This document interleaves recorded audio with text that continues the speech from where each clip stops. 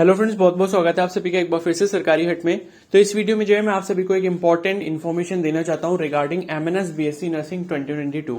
ठीक है, तो आज ही जो है इवनिंग में इंडियन आर्मी ने ऑफिशियल नोटिफिकेशन रिलीज कर दिया है एमएनएस बीएससी नर्सिंग 2022 के एडमिशंस के लिए, जिसमें आपको सारी चीजें बताई गई कि आपका एलिजिबिलिटी क्राइटेरिया वगैरह क्या है। तो उसको जो है हम लोग पूरा अच्छे से समझने वाले हैं कि आपका एलिजिबिलिटी क्राइटेरिया जो है वो क्या रहेगा।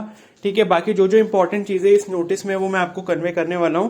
ठीक है, तो ये नोटिस जो है आप joinindianarmy.nic.in की ऑफिशियल वेबसाइट जो है इंडियन आर्मी की, वहां से जाके इसको डाउनलोड भी कर सकते हैं। ठीक है, तो यहां पर लिखा हुआ है सबसे पहली चीज ऊपर, registration for online applications will open from 11 मई 2022 टू 31 मई 2022 ऑन joinindianarmy.nic.in। ठीक है, तो 11 मई से जो है आपके रजिस्ट्रेशन स्टार्ट हो जाएंगे, और जैसे ही रजिस्ट्रेशन स्टार्ट होंगे उसका क्या प्रोसेस रहेगा, कैसे रजिस्ट्रेशन करना होगा, उसके बारे में भी मैं आपको इन्फॉर्मेशन प्रोवाइड कर दूंगा। ठीक है, और इसकी जो है एलिजिबिलिटी वगैरह पढ़ लेते हैं हम लोग। ठीक है, ऊपर हिंदी वर्जन लिखा है और ये इंग्लिश वर्जन है। तो applications are invited from female candidates only. ठीक है, तो ये बॉयज के लिए नहीं होता है। तो कोई मेल कैंडिडेट अगर ऐसा सोच भी रहा था तो उनके लिए यहाँ पर क्लियरली लिखा हुआ है बोल्ड लेटर्स में कि फीमेल कैंडिडेट्स के लिए ही है ये।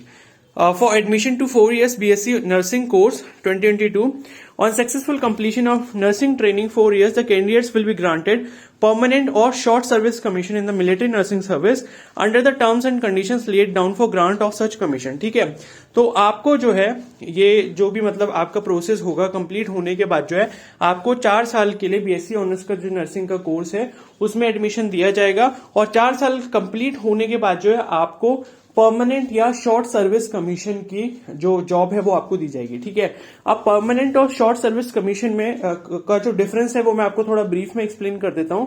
बेसिकली शॉर्ट सर्विस कमीशन जो होता है वो ऑलमोस्ट आपकी 15 ईयर्स की जॉब होती है, उसके बाद आपको रिटायरमेंट दे दिया जाता है इंडियन आर्मी की तरफ से। क्लियर है, और जो आपका परमानेंट कमीशन होता है वो आपका तब तक चलता है जब तक आप 60 ईयर्स के नहीं हो जाते। ठीक है, और उसमें भी कई बार 1-2 साल इंक्रीमेंट कर दिया जाता है आपकी परफॉर्मेंस वगैरह के बेसिस पे। ठीक है, तो 60-62 तक जो है आपका रिटायरमेंट होता है। लेकिन इसमें जो है शॉर्ट सर्विस कमीशन में आपको 15 ईयर्स की जो है वो जॉब मिलती है, उसके बाद आप रिटायर कर दिए जाते हो इंडियन आर्मी की तरफ से। क्लियर है, अब एक चीज मैं बता दूं कि परमानेंट कमीशन किसे मिलता है, शॉर्ट सर्विस कमीशन किसे मिलता है। देखो, इसमें से बेटर कौन सा है, परमानेंट कमीशन है। परमानेंट कमीशन में क्योंकि आप जब तक 60 ईयर्स के नहीं हो जाते तब तक आप जॉब करते रहोगे इंडियन आर्मी में, इंडियन आर्मी को आप सर्व करते रहोगे। क्लियर है, तो हर किसी कैंडिडेट की इच्छा होती है कि मुझे परमानेंट कमीशन मिले। तो परमानेंट कमीशन उनको मिलता है जो ऊपर आते हैं मेरिट में। ठीक है, जो मेरिट में ऊपर रहेंगे उनको परमानेंट कमीशन मिलता है। मतलब सीटें अलग अलग होती है परमानेंट कमीशन की, मतलब टोटल सीट्स में से जैसे 220 सीट्स हैं टोटल, तो 220 में से ऑलमोस्ट 60% सीट्स जो होती हैं वो आपकी परमानेंट कमीशन की होती है, और जो बाकी 40% सीट्स जो होती हैं वो आपकी शॉर्ट सर्विस कमीशन की होती है। ठीक है, तो परमानेंट कमीशन ऊपर के जो मेरिट वाले कैंडिडेट्स होते हैं जो 60% के अंदर आ जाते हैं उनको मिल जाता है, और बाकी के जो बच जाते हैं उन्हें 40% शॉर्ट सर्विस कमीशन में रख लिया जाता है। ठीक है, तो ये चीज आपको समझ आ गई होगी। उसके बाद eligibility conditions, female candidates who are unmarried, divorcee, legally separated, widow without encumbrances. ठीक है, यानी कि मतलब कोई भी ऐसा आपका मतलब रिलेशनशिप वगैरह नहीं होना चाहिए। आप या तो डिवोर्सी होने चाहिए, ठीक है, या अनमैरिड होने चाहिए, या फिर सेपरेटेड, या फिर विडो। क्लियर है, मतलब किसी की मैरिज वगैरह अगर हो रखी है तो वो लोग एलिजिबल नहीं है। क्लियर है, या फिर मैरिज मतलब अगर ब्रेक भी हो गई उसके साथ भी, उसके बाद भी जो अगर आप उनके साथ रह रहे हो, किसी के साथ रह रहे हो रिलेशनशिप में, तो वो कैंडिडेट्स एलिजिबल नहीं होंगे। ठीक है, आप बिल्कुल सिंगल होने चाहिए। क्लियर है, मतलब अनमैरिड होने चाहिए, या फिर लीगली सेपरेटेड, या फिर विडो, या फिर डिवोर्सी। फिर सेकंड चीज है नेशनलिटी, सिटीजन ऑफ इंडिया। फिर नेक्स्ट है डेट ऑफ बर्थ, 1 अक्टूबर 1997 टू 30 सितंबर 2005। ये मैंने आपको प्रीवियस वीडियो में बता दिया था, वही चीज यहाँ पर बता दी गई है। ठीक है, तो अगर आपकी डेट ऑफ बर्थ इन दोनों डेट्स को इंक्लूड करके या फिर इनके बीच में आ रही है तभी आप एलिजिबल हो गए एमएनएस बीएससी नर्सिंग 2022 के लिए। क्लियर है, अब एजुकेशनल क्वालिफिकेशन के बारे में बात कर लेते हैं। Candidates must have passed in the first attempt senior secondary examination 10+2 or equivalent 12 years schooling examination with physics, chemistry, biology.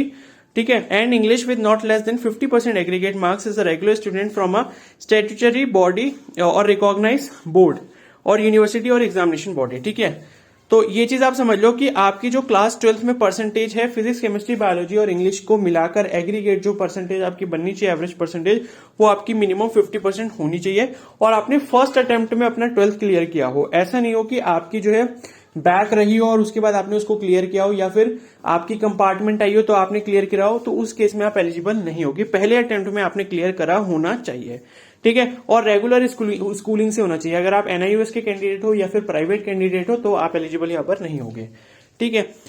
फिर दूसरी चीज लिखिए कि candidates who will be appearing for final year of qualifying examination during the current academic session में also apply provisionally. तो आप एक बात ये समझ लो कि जो कैंडिडेट्स इस साल 12th में हैं वो भी अप्लाई कर सकते हैं, यानी कि जिनके अभी एग्जाम्स होने वाले हैं बोर्ड के, या जिनके बोर्ड के एग्जाम्स हो गए, उनका रिजल्ट आने वाला है, तो जिनके 2022 में जो है कंप्लीट होगा अपने 12th, वो भी एलिजिबल होंगे। फिर नेक्स्ट है NEET UG 2020 score. Candidate seeking admission for BSc nursing course at AFMS institutions will have to mandatorily qualify the NEET UG 2022 examination conducted by NTA, ठीक है। तो ये चीज आपको पहले से पता है कि नीट के थ्रू हो रहा है, तो नीट का जो स्कोर है वो मैंडेटरी है, क्लियर है। तो नीट का अगर आप एग्जाम देते हो तभी आप MNS BSc नर्सिंग 2022 के लिए रजिस्ट्रेशन कर पाओगे। फिर नेक्स्ट है physical standards. Medical fitness will be determined as per the standards applicable for commission in the arm forces. तो ये सारी चीजें फिजिकल स्टैंडर्ड के बारे में मैंने आपको बता दिया था कि हाइट वगैरह कितनी होनी चाहिए, वो प्रीवियस वीडियो मैंने डाल रखी थी, तो वो प्लेलिस्ट में जाकर आप वो भी चेक कर लेना, क्लियर है।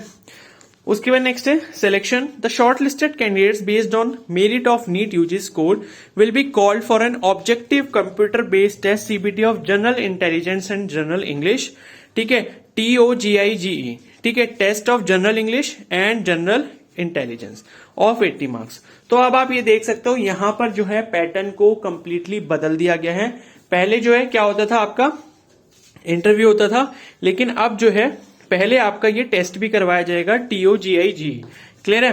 तो ये टेस्ट जो है वो करवाया जाएगा जो कि 80 मार्क्स का होगा। Thereafter the candidates will be subjected to a psychological assessment test PAT interview and medical examination at a designated venue.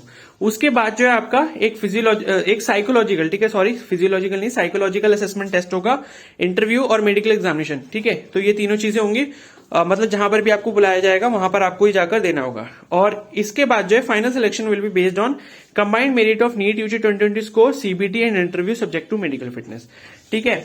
तो अब आपका क्या है, 720 मार्क्स का क्या हो गया, आपका नीट का एग्जाम हो गया, 80 मार्क्स का आपका जो है TOGIGE ये वाला टेस्ट हो गया, ठीक है, टोजेज बोल सकते हैं इसको। तो ये वाला टेस्ट हो गया 80 मार्क्स का, यानी कि 800 मार्क्स का ये कॉम्बो हो गया। और बाकी जो इंटरव्यू के मार्क्स होंगे वो इसमें शायद मेंशन नहीं करें इंटरव्यू कितने मार्क्स का होगा, तो उतने टोटल मार्क्स में से आपकी जो है वो कंप्लीट मेरिट यहां पर बनने वाली है, क्लियर है।